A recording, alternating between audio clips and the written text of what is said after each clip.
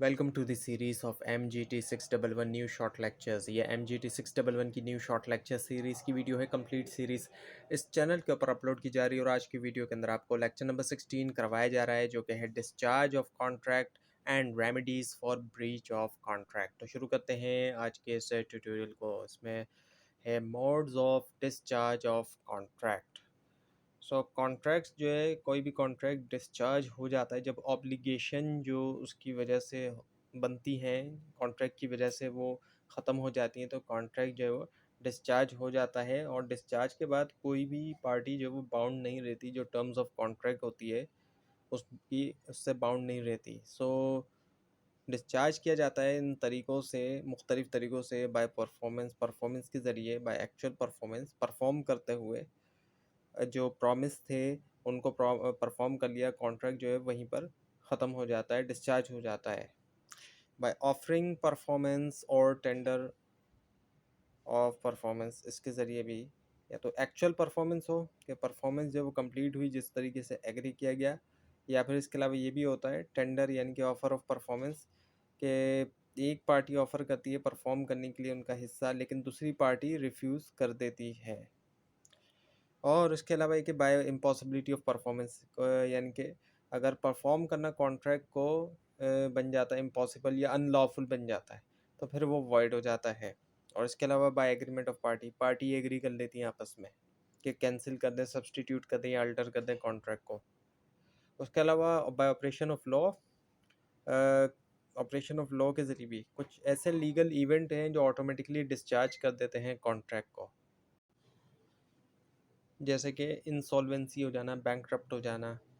इसके अलावा bye breach of contract, यानी कि एक पार्टी फेल हो जाती है परफॉर्म करने में या रिफ्यूज़ कर देती है वो परफॉर्म करना, दूसरी पार्टी जो है वो ट्रीट करती है कॉन्ट्रैक्ट को एज एंडेड के तौर पे और क्लेम भी कर सकती है जो भी डैमेज हुआ है। Now the essential of valid tender, एक वैलिड टेंडर के जो एसेंशियल हैं वो क्या हैं, जो ज़रूरत है, जो होना चाहिए। एक तो ये अनकंडीशनल होना चाहिए, कोई कंडीशन इसके साथ अटैच ना हो। और टेंडर जो है should be in entirely reasonable opportunity to be provided to the promisee. Promisee को जो है वो दी जाए एक रीजनेबल अपॉर्चुनिटी कि वो एक्सेप्ट कर सके परफॉर्मेंस को। Tender to be offered to a person who is able to perform it, tender should be preferred to the promisee or his agent। एक ऐसे शख्स को जो है वो दिया जाए जो कि उसको परफॉर्म कर सके। टेंडर ऑफर किया जाए प्रोमिसी या उसके एजेंट को भी। उसके अलावा एक in case of joint promisee की केस के अंदर ये होता है कि टेंडर जो है वो कई सारे होते हैं, तो उनमें से किसी एक के साथ जो है टेंडर किसी एक के साथ का होना सफिशिएंट होता है। और उसके अलावा in case of tender of money के केस के अंदर एग्जैक्ट अमाउंट लाजमी तौर पे ऑफर होना चाहिए। रेसिप्रोकल प्रोमिसेस सेक्शन 51 के मुताबिक जब दो पार्टीज़ जो है वो परफॉर्म करती हैं प्रोमिसेस साइमल्टेनियसली, ये जो रेसिप्रोकल होते हैं, यानी कि एक साथ हमें दो तरह के प्रोमिसेस दिखाई दे रहे होते हैं, जैसे कि कॉन्ट्रैक्ट ऑफ सेल या फिर परचेज ऑफ गुड्स हो गए।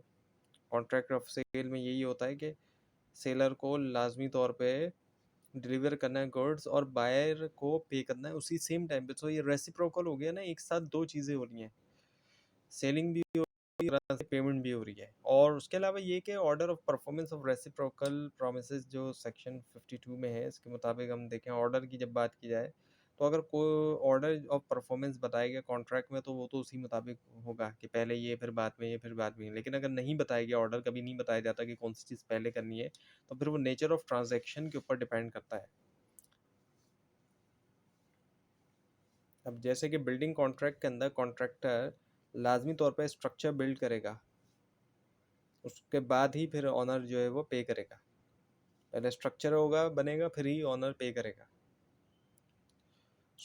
Agreement to do impossible event section 56, एक कॉन्ट्रैक्ट जो होता है करने का एक इम्पॉसिबल किस्म के इवेंट को, वो वॉइड होता है शुरुआत से ही, क्योंकि एक इम्पॉसिबल किस्म के इवेंट की बात कर ली। जैसे कि तब एक यहाँ पर इलस्ट्रेशन है कि यासिर जो है वो इंटर होता है कि एग्रीमेंट में मिस्टर फैसल के साथ क्या डिस्कवर करेगा गोल्ड माइंस को मैजिक के ज़रिए। तो ये एग्रीमेंट वॉइड है कि यासिर एग्री हो गया मिस्टर फैसल के साथ कि वो डिस्कवर करें गोल्ड माइन मैजिक के ज़रिए, क्योंकि ये एक इम्पॉसिबल किस्म का ये एक्ट है। और उसके बाद ये कि agreement to do impossible act section 56। अगर एक शख्स जानता था कि एक्ट जो है वो इम्पॉसिबल है और दूसरी पार्टी नहीं जानती थी, तो प्रॉमिसर को लाजमी तौर पर कंपनसेट करना चाहिए प्रॉमिसी को जो भी लॉस हुए उसके लिए। अब एग्जांपल अगर लें तो जैसे कि एक सिंगर ने अपना कॉन्ट्रैक्ट साइन किया है ये जानते हुए कि उसकी आवाज़ जो है वो ख़राब हो चुकी है, तो ऐसे सिचुएशन में उसको लाजमी तौर पे कंपनसेट करना चाहिए ऑर्गेनाइजर्स को। अब यहाँ पर एक इलस्ट्रेशन है, तो इसके मुताबिक एक हॉकी प्लेयर साइन करता है एक जो है वो 1 ईयर का कॉन्ट्रैक्ट, लेकिन ऑलरेडी उसको जो है एक सीरियस नी इंजरी थी घुटने की, जो कि उसको रोक रही थी खेलने से। तो अब उसे तो पता था अपनी इनेबिलिटी का, लेकिन क्लब नहीं जानता था। तो ऐसी सिचुएशन के अंदर जब ये बात सामने आती है तो उसको लाजमी तौर पे कंपनसेट करना चाहिए क्लब को, जो लॉस हुआ उसकी परफॉर्मेंस ना होने की वजह से। So discharge by agreement of parties to a contract, for example by an agreement between a creditor and debtors, contract shall stand discharged। तो डिस्चार्ज बाय एग्रीमेंट की हम बात करें तो दोनों पार्टीज एग्री होती हैं कि वो एंड कर दें, मॉडिफाई कर दें कॉन्ट्रैक्ट, और अलाउ करता है डेटर को कि वो पे करे लेस या फिर कैंसिल करे डेट को। और discharge of contract by operation of law अगर हम देखें तो ये होता है ऑटोमेटिकली लीगल रीजंस की वजह से, जैसे कि इंसॉल्वेंसी, लिमिटेशन पीरियड एक्सपायर होने की वजह से। उसके बाद फिर discharge by breach of contract, ये होता है जब एक पार्टी रिफ्यूज़ कर देती है परफॉर्म करने से, और अलावा ये कि परफॉर्मेंस इम्पॉसिबल हो जाती है या फिर फेल हो जाती है परफॉर्म करने में ऑब्लिगेशन जो है वक्त के ऊपर। Discharge by breach of agreement section 9 जो है इसके मुताबिक हम देखें तो एक पार्टी रिफ्यूज़ करती है या फिर डिसेबल कर लेती है ख़ुद को परफॉर्म करने से जो है प्रॉमिस पूरा का पूरा, और दूसरी पार्टी जो है वो एंड करती है कर सकती है कॉन्ट्रैक्ट अनलेस के उसकी चॉइस है कि वो उसको कंटिन्यू करे, उसके साथ कंटिन्यू करना चाहे।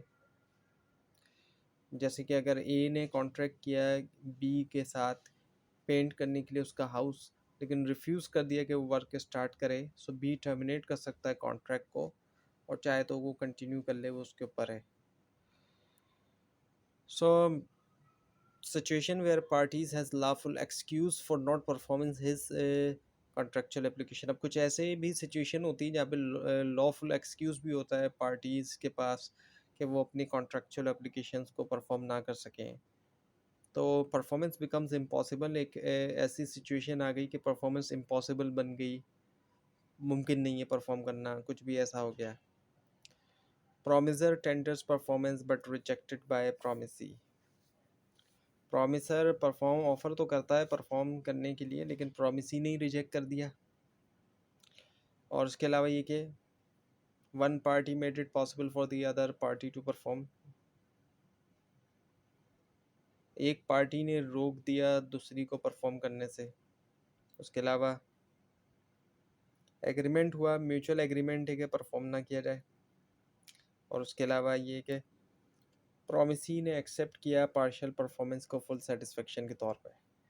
Now the remedies for breach of contract, जो रेमेडीज़ हैं ब्रीच ऑफ कॉन्ट्रैक्ट के लिए, सो कंपनसेशन फॉर लॉस और damage caused by the breach of contract. जब एक कॉन्ट्रैक्ट जो है वो तोड़ा जाता है, इंजर्ड पार्टी जो है वो ले सकती है legal remedies.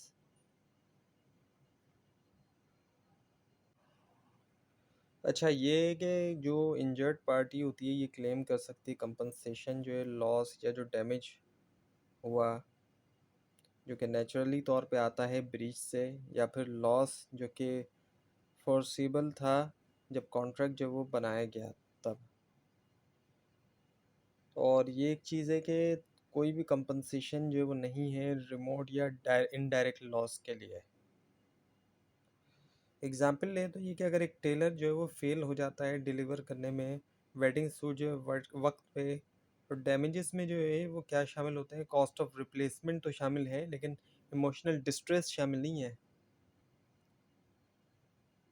So compensation for loss और damage cause by breach of agreement.